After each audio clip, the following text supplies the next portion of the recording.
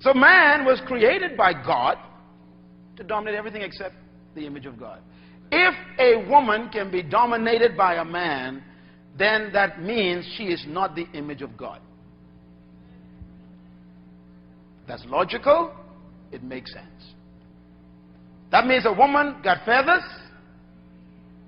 She got scales and fins. She creeps along the ground. And she is a beast.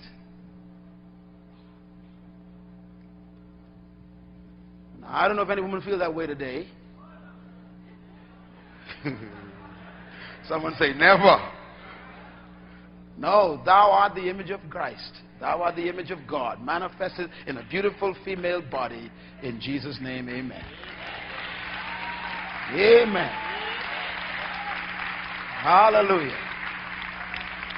That's why the Bible says in the body of Christ, in the body of Christ, there is neither male nor female. Now, some of our own Christian leaders ain't get that one yet.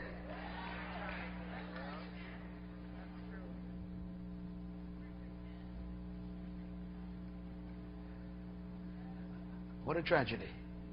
Because we don't understand leadership. This next point I want to make clear. Man fell from dominion, not from heaven.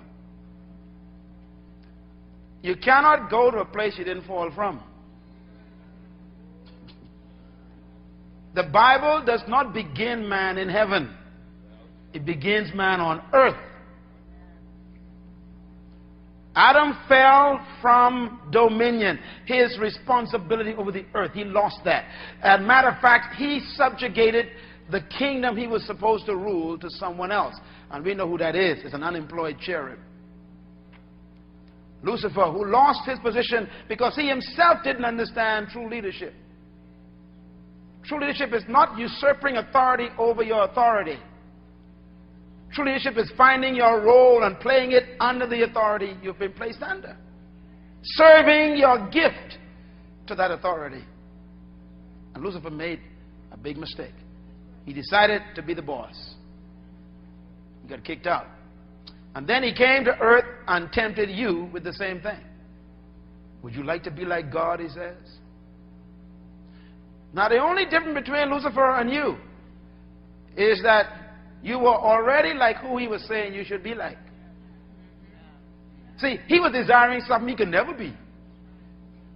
He was tempting you with something you already were. That's it. That's it. Yes. That's it. And it worked. Write this down. The ultimate sin is self-doubt. The ultimate sin is self-doubt.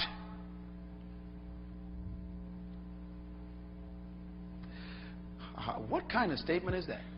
Well, if you study the temptation, Genesis chapter 3, that was the ultimate sin. They doubted who they already were. I mean, God said in chapter 1, they were like him in his image, in his likeness, in his nature, in his character already.